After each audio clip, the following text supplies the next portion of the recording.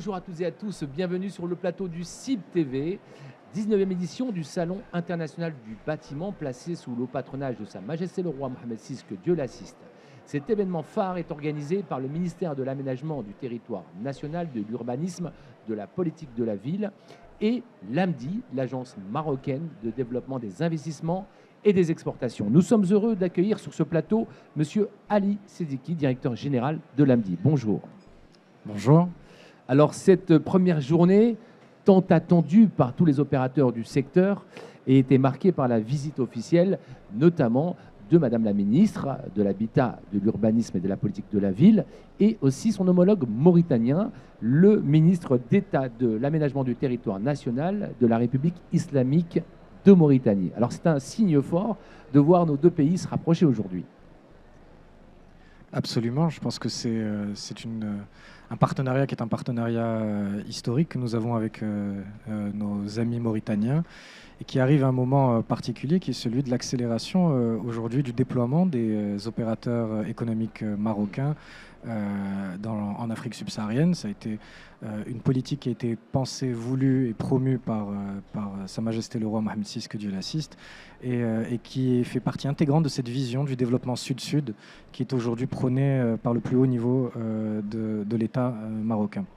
Et donc, cette rencontre et cette visite aujourd'hui dans ce salon qui est consacré justement au savoir-faire nationaux et internationaux en matière de matériaux de construction, ça nous permet justement de faire valoir ce que sont devenus ces opérateurs marocains, de permettre des échanges avec leurs partenaires internationaux.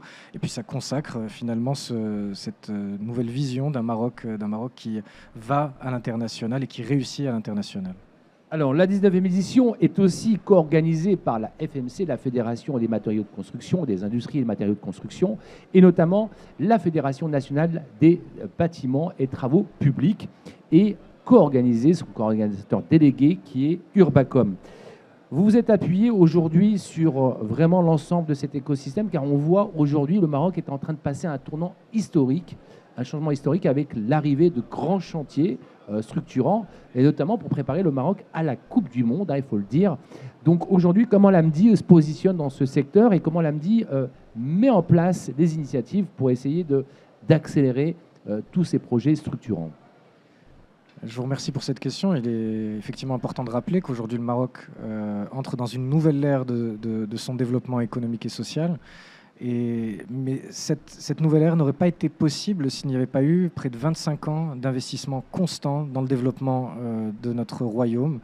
Encore une fois, le fruit d'une vision royale qui a permis de transformer complètement le Maroc. Et les entreprises qui sont aujourd'hui des exposants dans ce salon ont pu bénéficier justement de ces grands projets qui ont transformé le royaume sur les 25 dernières années. Des savoir-faire se sont déployés, il y a eu des effets de masse, des effets de volume, des grands projets qui ont été lancés sur les 12 régions du royaume qui ont permis finalement d'avoir des entreprises nationales qui deviennent des experts dans leur segment d'activité de cette industrie du bâtiment.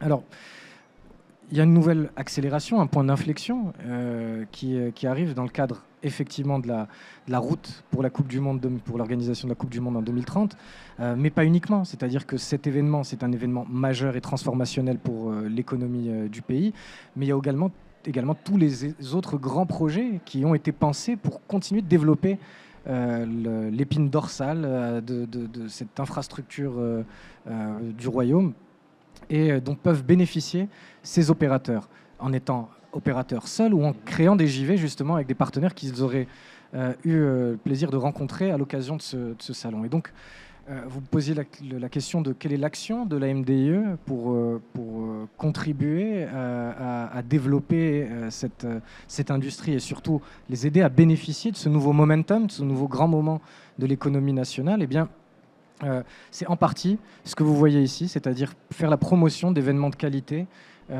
pour pouvoir mettre en valeur le produit national, le produit marocain, le produit made in Morocco. C'est très important pour nous et ça fait partie de nos missions de création. Nous ne sommes pas les seuls, évidemment, vous avez rappelé le rôle clé de la fédération, des ministères du tutelle des différentes industries, et dans le cas d'espèce, aujourd'hui, le ministère de l'Habitat. Et j'aimerais insister là-dessus, c'est qu'il y a un écosystème qui applique c'est les hautes orientations pour justement faire la promotion de l'investissement. Et donc l'action de l'AMDIE, ce n'est pas une action qui est une action seule, c'est une action qui est combinée. Prenez le ministère de tutelle de l'AMDIE, qui est le ministère de l'investissement, de l'évaluation et de la convergence des politiques publiques, qui a pensé des textes législatifs et réglementaires pour soutenir les investisseurs. Et donc on peut citer la nouvelle charte des investissements, qui offre un appui aux investisseurs qui est sans précédent dans l'histoire économique du Royaume, pour justement aider ces entreprises, ces opérateurs économiques, profiter de ce momentum, de créer ce choc positif en appuyant l'investissement privé. Et évidemment, avec tous les chantiers qui arrivent, l'investissement dans cette industrie-là nous paraît tout à fait logique et le soutien est d'autant plus important.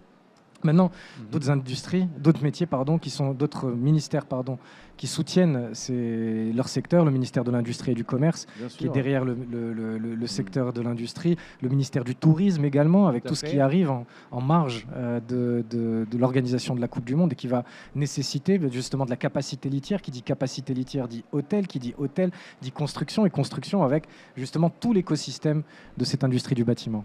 Alors, Monsieur Sédéké, je tiens à rappeler à l'audience que le thème de cette édition est mise en œuvre maîtrisée, bâtiments et matériaux valorisés. Alors, le CIB joue un rôle clé dans la promotion des échanges et des innovations. Selon vous, comment cet événement peut-il contribuer à attirer davantage d'investissements étrangers dans le secteur du bâtiment et de la construction au Maroc ? Vous l'avez rappelé en introduction, on a près de 50 pays qui sont représentés aujourd'hui. On a eu le plaisir de visiter la partie internationale du salon, dans laquelle on a vu énormément d'entreprises qui viennent vraiment de tous les pays. On passe de la Turquie à la Chine en passant à travers la France et l'Italie. Donc on est vraiment dans un rendez-vous qui est aujourd'hui un rendez-vous international. Le deuxième point, c'est que le Salon international du bâtiment a une histoire. Vous avez vu le nombre d'éditions qui ont été organisées. Donc aujourd'hui, il est installé comme un rendez-vous incontournable. Et je ne parle pas uniquement à l'échelle régionale, mais même maintenant à l'échelle internationale. Et c'était une place à prendre. Et aujourd'hui, on a cette assise de ce salon où les gens viennent, pas uniquement pour traiter du business ou des volumes avec le Maroc, mais pour traiter du business à l'international. C'est ça qui, pour moi, marque la réussite d'un salon, c'est quand il dépasse les frontières. Et clairement, vous l'avez vu avec la présence aujourd'hui du ministre mauritanien, en compagnie de Madame la ministre, c'est une preuve additionnelle en fait, du retentissement que peut avoir ce salon, évidemment avec une vraie vocation continentale, mais au-delà de ça, je vous l'ai dit, aujourd'hui, on a des opérateurs chinois, turcs, européens, américains, on a vraiment énormément de nationalités représentées, donc ça contribue et ça conforte nos opérateurs, et donc ça va contribuer à leurs investissements puisqu'ils peuvent créer des partenariats éventuellement ou identifier des opportunités d'investissement, mais ça permet aussi de montrer ce qu'est le Maroc d'aujourd'hui. Quand on a un rendez-vous où les gens viennent voir, il n'y a rien de plus important que le déplacement de ces délégations, de ces opérateurs internationaux, parce qu'on peut le présenter à travers les chiffres, à travers des jolies présentations PowerPoint ou même des vidéos, mais en fait rien n'égale le fait de venir constater soi-même ce qu'est le Maroc d'aujourd'hui, un Maroc avec des qualités d'infrastructure exceptionnelles, première sur le continent africain et parmi les plus hauts standards mondiaux, la logistique qu'on peut constater, la qualité des ressources humaines, la qualité de l'urbanisme général des villes, ça il faut le voir avec ses propres yeux. Donc la contribution elle est évidente, on ramène des gens qui viennent constater que le Maroc aujourd'hui est à un nouveau stade de son développement économique et social.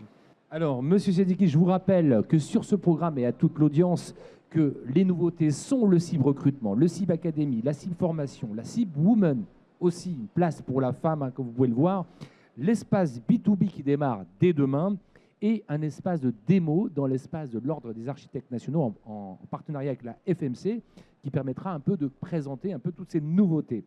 Donc, vous en avez pour tous les goûts, donc le secteur du bâtiment, de la construction, de l'urbanisme, de la décoration, de l'immobilier, et comme vous l'avez si bien dit, tant à l'échelle nationale qu'à l'échelle internationale. C'est un immense plaisir que de vous accueillir sur ce plateau du CIB TV, et on souhaite à tous de venir découvrir le CIB. Les inscriptions se font en ligne via le site internet et en téléchargeant l'application Urba Event sur les Play Store. Donc n'hésitez pas, tout le programme est détaillé, programme scientifique, pour venir découvrir les nouveautés de cette 19e édition. Et merci. Merci à vous.